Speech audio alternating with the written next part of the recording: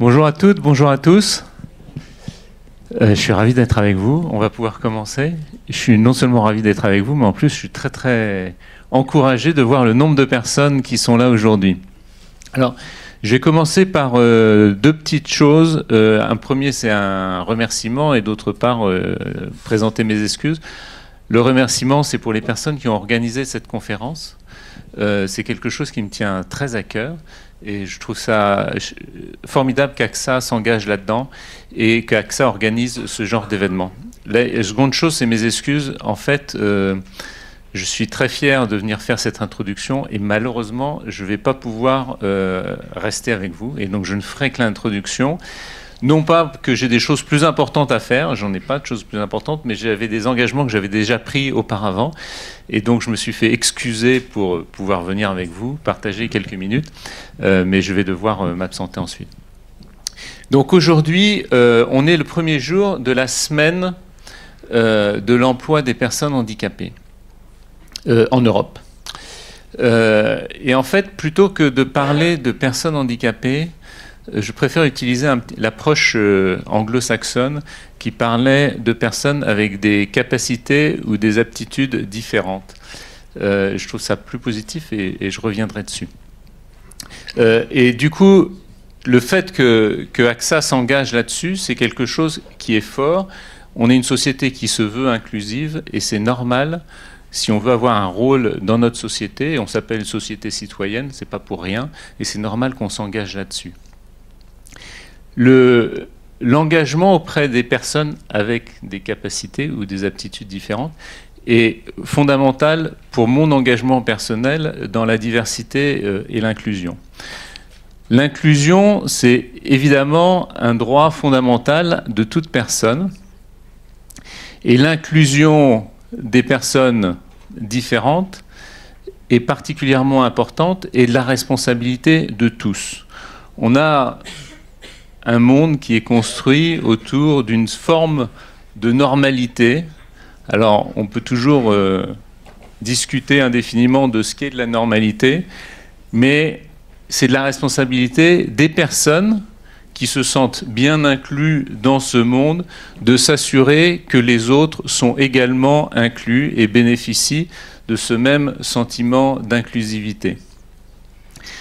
On a fait et ce sentiment d'inclusivité, quel que soit l'environnement dans lequel on est. Alors bien entendu, ça commence par la cellule familiale, mais ça continue à l'école, et on voit qu'il y a beaucoup de progrès à faire, il y a beaucoup de choses qui ont été faites, mais il y a encore beaucoup de progrès.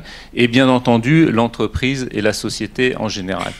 On a fait beaucoup de progrès sur le sujet, et je me rappelle, il n'y a pas si longtemps que ça, enfin, pour certains d'entre vous, c'est il y a longtemps, mais il y a une génération, on forçait les gauchers à devenir droitiers.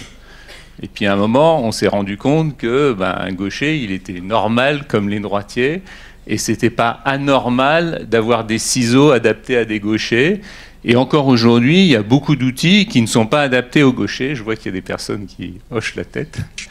Et donc, sur des choses comme ça. Chez AXA, on a commencé aussi, il y a longtemps, à s'intéresser à ces personnes différentes.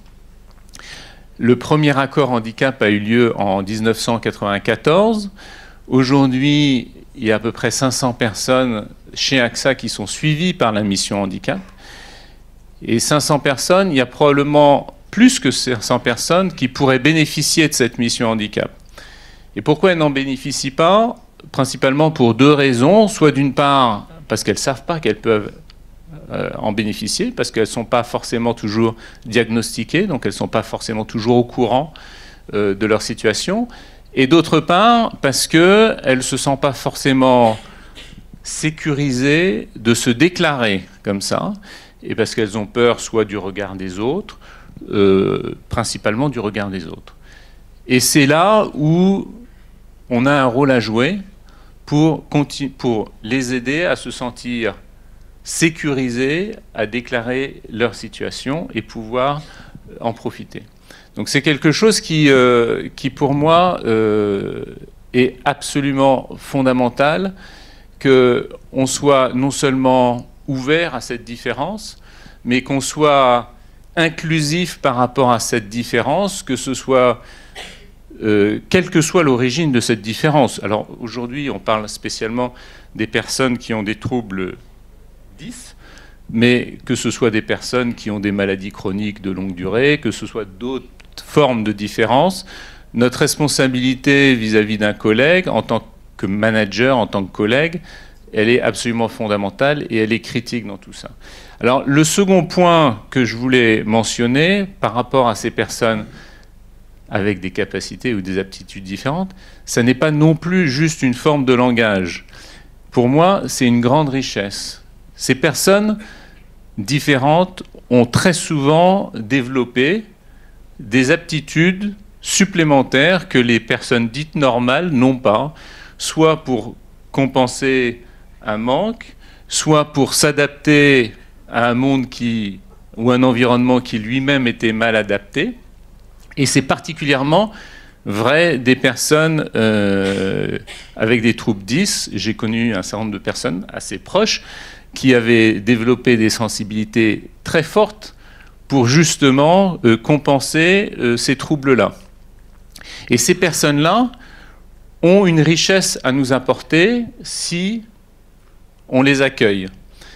Et elles ont des talents qui ont été développés, qui pour elles sont normaux, mais qui ne sont pas normaux pour les soi-disant normaux. Enfin bref, on se mord la queue. Et surtout, ces personnes-là doivent être extrêmement fières de tous ces talents qu'elles ont développés, de toutes ces richesses qu'elles ont, et qu'elles doivent pouvoir partager et faire bénéficier au reste de l'entreprise. Et donc pour terminer, je voudrais rappeler ce qu'une autre personne m'avait dit une fois, c'est que l'engagement de l'inclusion et de la richesse de la diversité, c'est pas uniquement la chose bonne à faire d'un point de vue humain, mais c'est la chose aussi intelligente à faire parce que collectivement, on s'enrichit de l'ensemble de ces différences. Voilà, je vais passer la parole maintenant à Anne-Élise qui va vous présenter plus clairement cette session aujourd'hui. Et merci beaucoup de votre engagement autour de ces sujets-là.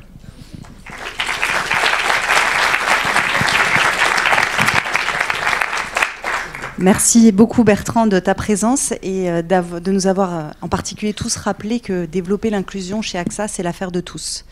Et dans mon équipe, une de nos missions, et on est tous convaincus, c'est de vous sensibiliser, de vous donner des outils au travers de conférences, d'ateliers pour mieux comprendre toutes ces différences, pour mieux comprendre notamment le handicap, pour que vous soyez vous-même des ambassadeurs de l'inclusion.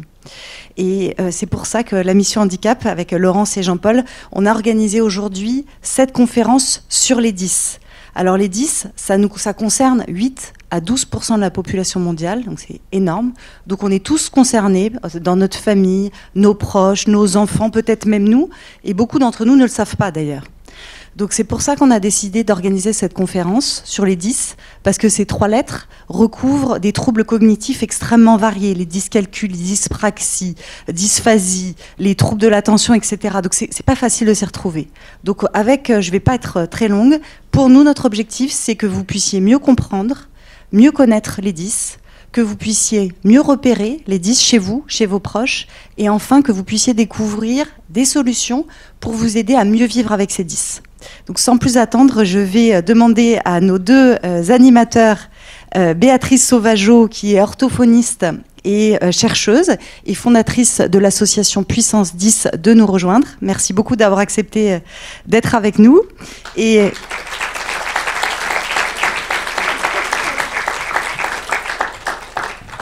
merci Béatrice. Et Louis de Nassau, qui est consultant et prince de Luxembourg, qui vient aussi animer avec nous cette conférence. Merci beaucoup à tous les 2.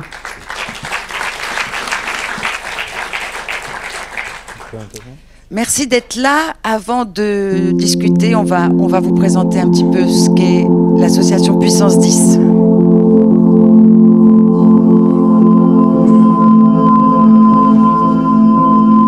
Je me suis toujours senti un petit peu différent des autres, dans le sens où les autres, eux, ils comprenaient ce qu'ils disaient et moi non. devoirs, je comprends pas ce que ça. Je me sentais différent des autres, je sais pas pourquoi non plus. Tu te sens coupable, toi? Moyen, quand j'étais petite, oui, parce que c'est un peu de ma faute que par exemple mon père il se sentait pas bien, qu'il me criait dessus, et que ma mère aussi essayait de me défendre et que voilà, ça se passait mal à la maison. Pourquoi tu crois que je suis dyslexique? Parce que t'as toujours fait les choses pas comme tout le monde. Ça te fait du mal, ta dyslexie? Bah non, parce que c'est pas une vraie maladie, comme si on était vraiment malade. Parce que là, on n'a pas de fièvre, quoi.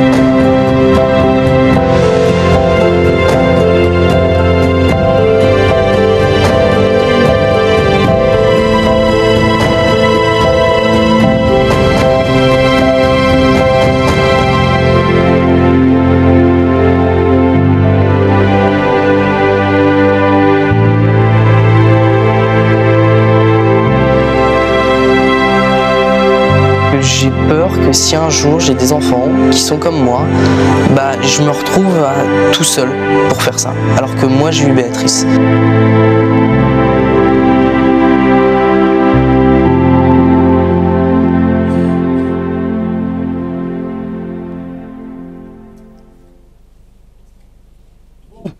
Vous n'avez pas de fièvre? Donc, pour reprendre, Bertrand, merci beaucoup d'avoir participé à ce que j'allais dire. Donc, en fait, avant, on disait qu'il ne fallait pas écrire de la main gauche, donc on contrariait les gauchers. Puis, on s'est rendu compte que les ambidextres, quand ils avaient des traumas, des accidents vasculaires cérébraux, des dépressions, etc., ils s'en sortaient beaucoup mieux que les droitiers. Et maintenant, il y a une nouvelle appellation de la dyslexie, des troubles 10, qui s'appelle l'ambilexie, comme l'ambidextrie, qui est reconnue à peu près depuis 10 ans dans le monde, ce terme, qui dit une perception neurologique différente, c'est-à-dire que les 10 se servent de 30% de leur cerveau de façon consciente, et les autres de 10%. Alors, il y a 8 à 12% de dyslexiques dans le monde, selon l'OMS. Mais les bilans s'adressent surtout aux garçons, car c'est 99% de garçons. C'est pas très cool pour eux. Donc, sachez qu'en fait, l'INPI a sorti en 2018 le chiffre de 24% de la population qui est dyslexique, parce que les femmes ne sont pas détectées. Alors, ça fait à peu près une personne sur 5. Si vous voulez changer de place, ou vous pouvez vous dénoncer. Alors, l'histoire de la dyslexie, c'est très drôle. L'histoire de la dyslexie, ça a commencé par un article dans l'Evening News, un journal new-yorkais, qui disait « Intelligent en toute autre matière, l'enfant n'arrivait pas à lire. Or, tout ce qu'il pouvait lire, c'était des mots comme chat ou rat. » Il avait 13 ans. À 13 ans, les leçons de lecture sont terminées depuis longtemps. Mais lui n'arrivait vraiment pas à lire. Il y avait un tramway et des grilles électriques qui clôturaient, avec des écriteaux prévenant les personnes du danger. Mais quel écriteau va empêcher un adolescent de franchir une grille? En conséquence de quoi il est mort, ce qui semble une punition démesurée pour être mauvais en lecture. Ça a été le premier vrai cas de dyslexie. Qui s'est occupé des dyslexiques au départ? ce sont les juges, ce sont les magistrats. Et c'est encore le cas aujourd'hui. Il vient d'y avoir un article dans l'encyclopédie médicale chirurgicale qui prouve que 88% des personnes incarcérées ne peuvent pas se réinsérer parce qu'elles sont dyslexiques. Donc c'est intéressant de voir qu'il y a encore ce côté juridique très important. Nous, on travaille beaucoup avec la justice. Et après, on a dit, ah, c'est psychiatrique, donc ce sont les psychiatres. Après, on a dit, c'est ophtalmologique. Et puis après, on a dit, ils sont sourds, sont arrivés les ORL. Et bien longtemps après sont nés les orthophonistes, logopèdes, logopédistes, speech thérapeutes. C'est super, c'est un boulot qui a 15 appellations. Mais c'est très récent, en fait, ça a une cinquantaine d'années. Donc l'idée de l'association Puissance 10, c'est de travailler, 1, avec les parents, 2, en groupe, 3, de façon à optimiser les qualités des 10 et leurs potentialités afin d'enrayer leurs symptômes. Donc, comme le disait Bertrand, notre but, c'est d'utiliser leurs richesses, voire de se faire contaminer, parce que comme ça nous permet aussi d'acquérir d'autres qualités, et après d'enrayer leurs symptômes, mais par leur richesse, pas en leur refaisant faire à chaque fois les dictées, les devoirs pendant 1000 heures, sous Tranxène et vodka. Alors, il y a un nouveau trouble qui est apparu, qui est le trouble de l'attention, sans hyperactivité. Alors, celui-là, il est formidable parce qu'on peut donner des médicaments. La Ritaline et le Concerta. 45% des enfants français sont sous médicaments. C'est très grave. Il est temps que ça s'arrête. C'est-à-dire que le trouble de l'attention sans hyperactivité, c'est pas spécialement dû aux dyslexiques. Vous prenez n'importe quel gamin en classe, qui est-ce qu'écoute aujourd'hui ? Ils passent leur temps sur Internet, etc. Donc, je vous invite à une petite expérience pour comprendre. Ces 30% du cerveau, qu'est-ce que c'est ? C'est de l'intuition. Ce sont des zones impliquées dans la lecture et l'écriture qui ne sont pas du tout les nôtres, mais qui sont exceptionnelles, qui médicalement sont prouvées par des endroits qui sont plus gros dans le cerveau. Par exemple, les 10, c'est bien à mettre sur un CV, les 10 ont une grosse pinéale. Oui, une grosse pinéale. Vous connaissez pas ? Eh ben, bienvenue chez nous. C'est la glande de l'intuition. Ils ont aussi le corps calleux qui est entre les deux hémisphères, qui est 30% plus développé à la naissance. Donc, ils ont plein de circuits. Donc, si vous appelez à quelqu'un L-U-N-E, il va vous dire lune, parce qu'il voit les lettres. Le dyslexique, il va faire L, U, L, U, L, l'un, L. Voilà. Et ça va prendre des années. Il va compenser, il va se planquer, il va surtout pas dire qu'il est 10 dans les entreprises, parce que c'est la maladie de la honte.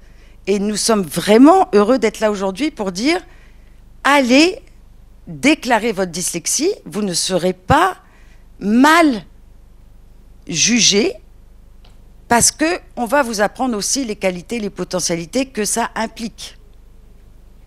Donc je vais vous inviter à une petite expérience. Mais il faut pas tricher, hein. C'est comme à l'école. Alors voilà le système scolaire. On apprend l'alphabet.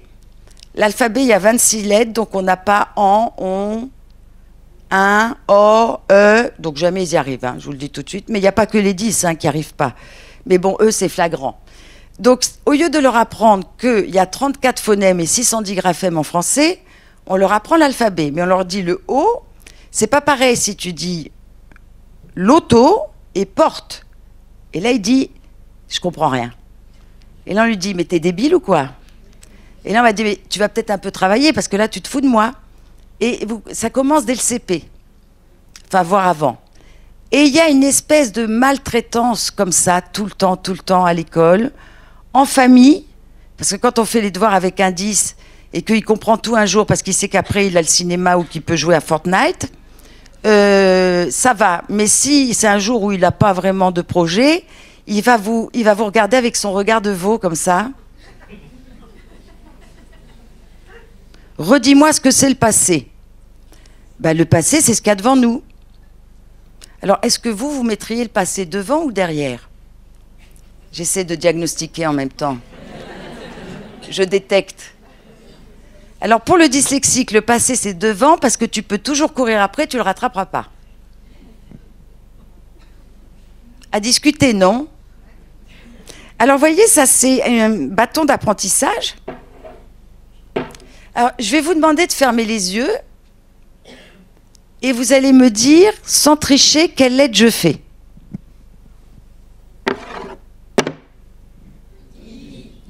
Bah alors ça sert à quoi de copier les lettres 10 000 fois pour les apprendre? Le dyslexique apprend à lire et à écrire avec l'oreille. C'est sympa, non? Je vous en fais une autre. Attention, hein. C'est bien, vous trichez pas. Enfin, presque pas. Ah, là on commence à se marrer. S, C, O. Eh bien vous savez quoi? Vous avez tous raison. Parce que chez puissance 10, celui 14, ça n'existe pas. Si le cerveau produit quelque chose, c'est pour trouver une solution. C'est un principe de base. C'est un principe en neurosciences qui est extrêmement important. Si quelqu'un dit C, on va aller vers lui en disant « Pourquoi tu as dit C? C'est formidable. On va... » Oh ben, je me couds de bâton toute seule, moi. Et en fait, il n'y a pas de mauvaise réponse. Il n'y a que des réponses qui nous amènent à comprendre comment il fonctionne. Et du coup, à lui dire, garde ton fonctionnement, ne te contrarie pas, mais apprends aussi que si tu as besoin d'un passeport, il faut faire la queue. Voilà. Donc, on leur fait faire des dictées avec faute obligatoire. Et je vous promets qu'au bout de 3 mois, ils supplient d'écrire sans faute. Ils ne me croient pas, hein.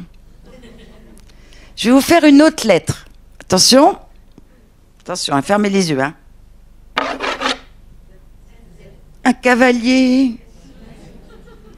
Mais, si je fais mon orthophoniste, je vais vous dire, ah non, ça pourrait être N, 3 barres, même longueur.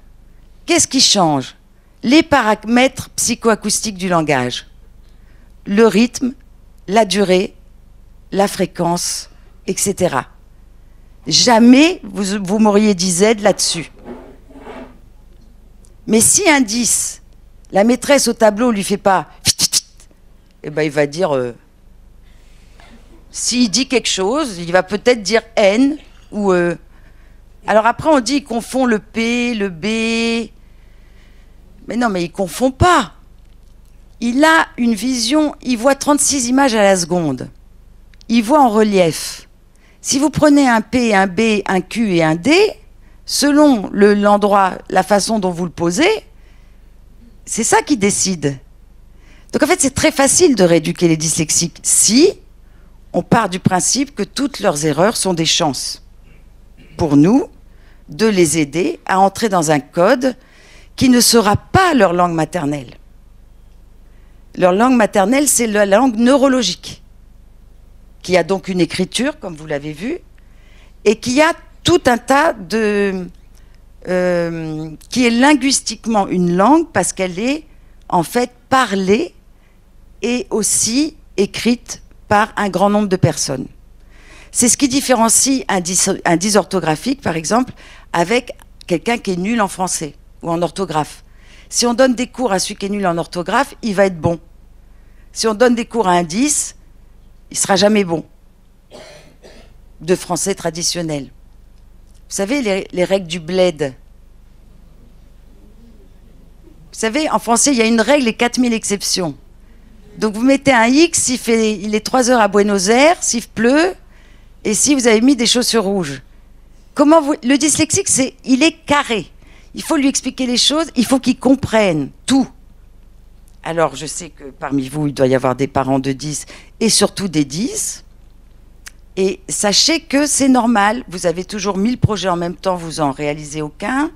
Vous organisez votre temps de façon absolument martienne. Mais vous êtes capable de gérer l'humain, vous êtes capable d'être visionnaire pour une entreprise. Et ça, c'est très important. Donc, aussi, on a développé la compréhension neurophysiologique du texte. Par exemple, je suis en train de vous parler, un 10, il entend « je regarde que. Comment ça va? Ça veut bien? Ça va? Il n'a pas besoin de tout. Donc on dit t'écoutes pas. Mais c'est normal qu'il n'écoute pas puisqu'il n'a pas besoin de tout. Mais est-ce que nous, on écoute vraiment quand les gens parlent? Ah, je vous plombe là. Hein. Vous comprenez? C'est un autre langage, une autre façon de penser. Quand vous parlez, ils sont synesthètes. Ils voient du bleu, du rouge, ils voient des matières. Ils ne le savent pas obligatoirement. Mais il se passe plein de choses dans le cerveau. Et ces 30%-là sont très intéressants parce qu'il n'y a pas de lésion et il n'y a pas de dysfonctionnement.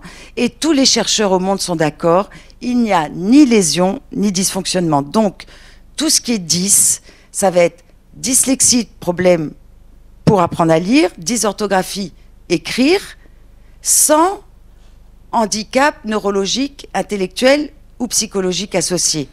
Idem pour la dyspraxie, la dyscalculie, la dysphasie, la dispute. C'est pour voir si vous suivez. Ils suivent. Non, parce que j'ai l'habitude avec les 10 de toujours les rattraper, vous voyez, parce qu'ils font un petit peu ce qu'ils veulent. Et donc le principe, c'est que comme il n'y a pas de lésion, moi je sors d'une formation neurologique. Je suis aussi neuropsychologue. J'ai travaillé des années avec le docteur Jean Métellus, avec qui on a créé les entretiens de Bichat, le congrès du Graal, etc., pour démontrer que quand il y a des troubles neurologiques chez des patients atteints d'AVC, de trauma crânien, de maladies dégénératives, etc., on peut très bien les soigner et retarder le process qui va les amener au manque d'autonomie en les rendant dyslexiques. Donc pour nous, actuellement, c'est un médicament. Aussi. Et d'ailleurs, les applications qu'on va vous présenter, ce sont des applicaments, au départ. C'est joli, hein? Oui. Ça va vous... Vous pourrez poser des questions après, mais j'en ai déjà repéré 2. Alors... ce qui se passe, c'est que aussi le dyslexique, c'est toujours celui dans une entreprise qui va s'occuper de tout et aller chercher 40 fois le café alors que vous n'avez rien demandé. Et c'est surtout celui qui va se débrouiller pour faire lire ses mails vite fait à sa femme, à sa copine, à sa mère, à quelqu'un avant que vous puissiez le voir. Et donc, quand son boss est à côté, en général, il va aux toilettes, il le fait du portable. Je vous promets, c'est du vécu. Hein. Nous avons fait beaucoup de travail en entreprise et c'est impressionnant. Donc, je vais donc passer la parole à notre ami Louis, qui va vous montrer le génie du 10, génie 10. Et on reviendra après vers les applications et vers ce que vous voulez. On peut tout faire. Hein. Les questions. Parfait, merci Béatrice. Donc ce que moi je fais, c'est vraiment regarder les qualités des dyslexiques. Moi je regarde pas vraiment, j'aide pas comme Béatrice le fait vraiment à aider les dyslexiques ou toutes sortes de 10. Alors dyslexique c'est aussi un terme générique pour tous les 10, donc on va continuer comme ça. Mais vraiment à les apprendre comment utiliser leur force. Quelle force est-ce qu'il y a en étant 10 en fait. Et ça commence tout avec l'intuition. Ou en fait ça commence avec les liens. Les liens qu'on fait. Donc les dyslexiques ont une capacité innée, assez incroyable, de faire des liens avec tout et n'importe quoi. Donc ça peut les aider dans la vie et dans l'entreprise énormément, aussi avec une vision vers le futur très actif, avec toutes ces possibilités, à comprendre les structures de choses, comment structurer, à comprendre le pourquoi du comment. Donc pour les solutions, c'est fantastique. Et c'est tout intuitif. Intuitif, c'est quoi l'intuition en soi? C'est comprendre... en fait, c'est le subconscient. C'est le subconscient parce que c'est toute l'information qu'on a établi ou qu'on a compris sans vraiment le comprendre, et qui a quelque chose à dire à un point spécifique, à un moment spécifique, à un point T. Et le dyslexique, il est champion là-dedans. Il arrive à utiliser l'intuition au moment où il en a le plus besoin. Et ça marche à chaque fois. Donc, ça marche à chaque fois avec une condition. L'intuition, ça dépend de la confiance en soi. Alors, avec les dyslexiques, c'est là où ça devient compliqué. Parce que la confiance en soi, c'est pas acquis. Ils ont été renforcés dans leur faiblesse pendant toute leur vie. Et donc, les forces, premièrement, ils les connaissent pas, mais ils savent même pas qu'ils en ont, souvent. Et donc, une notion d'eux-mêmes en soi, il y en a pas. Et c'est pour ça que, comme Béatrice disait avant, ils essayent d'aider un peu trop, ils sont un peu trop dans l'autre, ils se perdent dans l'autre, ils sont un peu dans la fusion. Parce qu'ils n'ont pas une notion d'eux-mêmes assez concrète. Parce qu'ils étaient toujours confrontés aux faiblesses. Et les faiblesses, on va espérer qu'on n'est pas que ça. On est aussi nos forces, et on n'est pas que nos forces aussi. On n'est pas que ce qu'on sait ou ce qu'on ne sait pas faire. On n'est pas une liste de capacités en soi. On est humain avant tout, humain. Ça veut dire quoi être humain? Ça veut dire être complexe en soi. Ça veut dire ce qu'on aime, ce qu'on n'aime pas. Ça veut dire comment on aime travailler dans l'entreprise, comment on n'aime pas travailler. Qu'est-ce qu'on a besoin pour travailler? Et pour les dyslexiques, souvent, c'est leur montrer qu'ils peuvent avoir confiance en eux, mais que quelqu'un a confiance en eux, et les laisser faire. Et ils ont un besoin artistique assez prononcé, même très prononcé, parce qu'ils ont besoin de se mettre dans tout ce qu'ils font. Maintenant, je peux parler pendant des heures sur tout ça, mais ça, c'est un côté assez important. C'est vraiment... ils ont... Et c'est pour ça qu'on les trouve souvent dans les milieux artistiques, parce qu'ils ont besoin de se mettre, de se donner à quelque chose qui est plus grand qu'eux-mêmes. Ils ont besoin de sens. Et ça, c'est, comme tu disais, Béatrice aussi, très, très, très important. C'est qu'ils ont besoin de profondeur. Pour comprendre quelque chose, il y a vraiment un grand besoin de comprendre la chose le plus profond possible et de continuer à rechercher dans la profondeur de la chose pour pouvoir établir les détails et établir les choses un peu plus concrètes, si on veut. Les dyslexiques comprennent les choses directement, mais la totalité de la chose, la complexité de la chose, que ça soit un concept, que ça soit une table. Une table, c'est un objet, oui. Mais avant ça, pour un dyslexique, c'est une utilité, c'est la matière, c'est le poids, c'est tout. C'est tout. Et donc, il y a une notion très conceptuelle de qu'est-ce qui les entoure. Et donc, ils comprennent le tout de la chose pour arriver au détail. Alors que maintenant... pour les études et tout ça, on comprend les détails, et après qu'on a compris assez de détails, on commence à faire une image de la totalité de la chose, une vraie compréhension. Mais le dyslexique, il a besoin de comprendre, avoir une vraie compréhension de la chose directement. Est-ce que c'est possible? On peut, mais c'est un processus, c'est quelque chose, un but, si on veut, de vraiment essayer de expliquer pourquoi l'histoire, pourquoi est-ce que l'histoire est importante, qu'est-ce que c'est l'histoire en soi, sans rentrer dans les dates, sans rentrer même dans l'histoire de l'humanité en soi. C'est juste, qu'est-ce que c'est l'histoire? Okay, c'est le passé. On revient à ce que Béatrice a dit. Qu'est-ce que c'est le passé? Est-ce que c'est devant ou derrière? Okay. On va essayer de le mettre derrière pour des questions pratiques. Mais voilà. Donc, je ne sais pas exactement combien de temps j'ai. Je ne veux pas trop parler parce que je ne veux pas confondre aussi, parce que je mets beaucoup d'éléments dans ce que je dis. et je vous ai déjà peut-être un peu confus avec tous les éléments.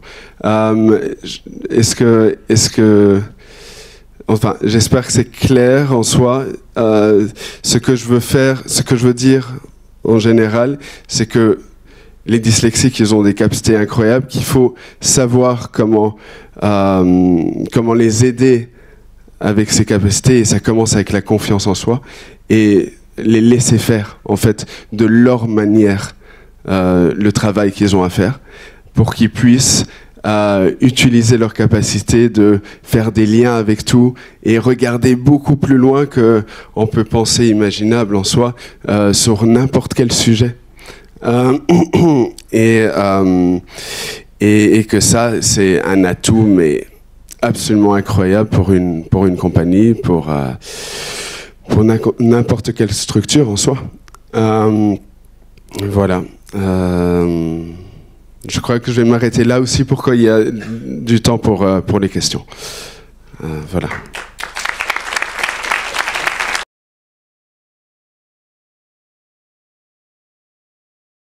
Attendez, nous avons une question.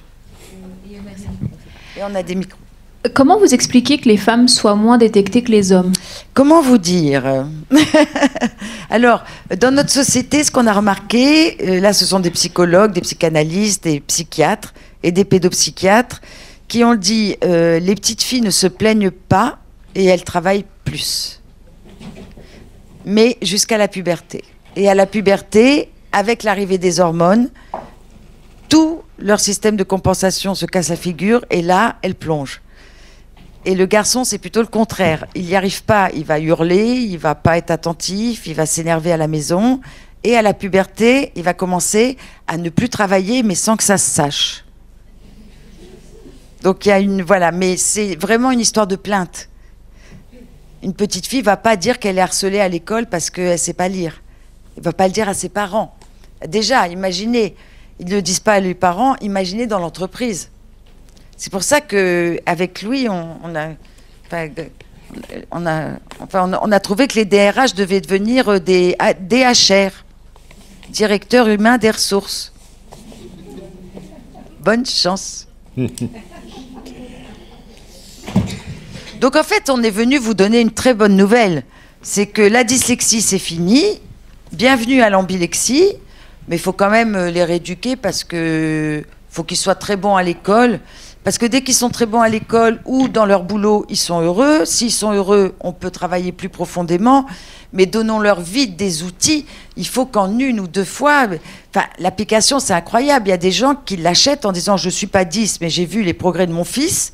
Moi, j'ai des problèmes en entreprise parce que je dois faire plein de prises de notes.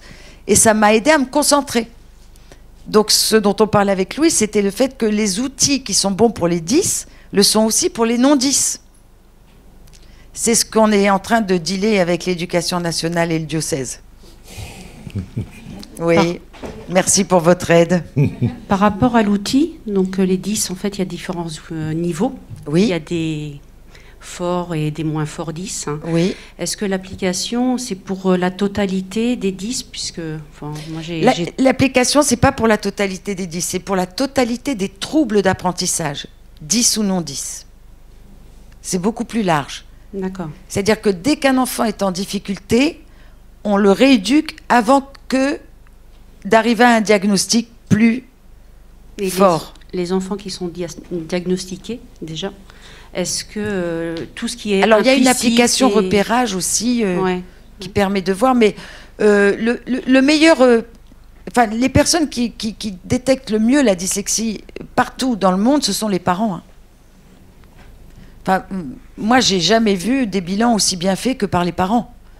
Donc, quand un parent a une intuition, si on le suit, c'est bien, ça va plus vite que d'attendre des bilans et des bilans. Mais l'écoute est très importante. Enfin, on sait le calvaire des parents qui ont un enfant dyslexique, c'est l'horreur.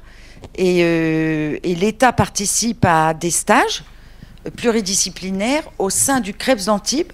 Donc, il finance une partie du stage pour le parent et l'enfant, qui a droit à un arrêt maladie, le parent, puisqu'il est considéré comme étant beaucoup plus maltraité que l'enfant. Et donc, il a besoin de ce qu'on appelle la cure d'Antibes, d'un traitement d'1 semaine, où il réapprend à ne plus être coupable, parce que vous savez, le parent, il a un enfant, il est tout content, et puis il arrive à l'école, et puis ça commence, oulala, alors il y a ceux qui cassent la figure de tout le monde, on les laisse tranquilles, et leur enfant qui est là, on dit qu'il est dans la Lune. Je suis désolée, tous les astronautes qui sont partis sur la Lune sont revenus dyslexiques, donc il y a un moment, oui, ils sont dans la Lune, mais non, pas dans le sens inverse, n'essayez pas. Les dyslexiques qui sont partis sur la Lune dyslexique sont revenus pareil, mais les autres, non. Un dyslexique sous l'eau ne fait plus de fautes et lit très bien.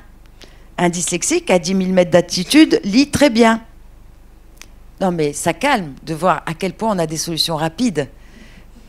Et donc le ministère de la Santé m'a convoqué en disant maintenant, notre problème ce sont pas les enfants et les adolescents 10, ce sont les adultes 10. Écoutez, on n'est pas que des gentils, ils nous coûtent cher, les parents d'enfants 10 ou les 10 adultes, parce que à force de compenser, on dit souvent que le cerveau est comme un muscle, bah ça va plus. Donc ils créent des maladies, des arrêts de travail, ils sont plus productifs, ils sont malheureux, ils sont de plus en plus éjectés. Et ça, pour les femmes à partir de 35-40 ans, et pour les hommes à partir de 45-50 ans, après avoir fait 10 boulots, etc. Donc c'est un problème très très grave de société. C'est bien qu'on ait les solutions, mais il faut les utiliser. Donc pour que le ministère inclue dans une structure d'État comme le CREPS de sportifs de haut niveau, c'est hyper valorisant pour des 10 d'arriver avec des champions. En disant, tu sais, toi, ton stage, il est au CREPS. Il n'est pas n'importe où. Donc on avance. Il faut que toutes les mutuelles remboursent bientôt. C'est ça, vous savez... 69 €, c'est pas cher. Oui. Bonjour, j'ai une dernière question sur l'hérédité de la dyslexie. Est-ce que vous en savez quelque chose ou plus? Oui, je vais passer le micro à Maître Louis. C'était quoi la question? Pardon. Sur l'hérédité de la dyslexie. Oui, alors c'est hérédité. Après, il y a des questions sur exactement quand est-ce que ça commence. Enfin, on sait que c'est en toute petite enfance. On sait pas exactement. Il y a encore plein de choses à découvrir sur la dyslexie. Donc aussi neurologiquement. Et ça, Béatrice peut en dire plus. Elle le sait très bien. Mais c'est quelque chose où on n'est pas encore sûr. Mais on sait que c'est génétique, oui. C'est génétique, mais ça ne veut pas dire que tout le monde dans la même famille est dyslexique. On va conclure, il est déjà tard. Le degré de gravité, hein. Je pense que, Béatrice, vous êtes là encore 5 minutes pour les personnes qui voudraient venir... Non, oui. Non non. En fait, on est puissance10.org et vous pouvez... voilà. Vous pouvez appeler le secrétariat et je rappelle personnellement, je vous promets. Très bien, merci beaucoup. Parce que j'ai un avion pour aller faire le stage d'Antibes, justement. Le stage d'Antibes alors, puissance10.org. Puissance10.org et puis il y a un numéro de secrétariat et puis vous dites que vous étiez... Non mais on répond à tout le monde, hein. Très bien. Oui. Merci beaucoup. Merci à vous.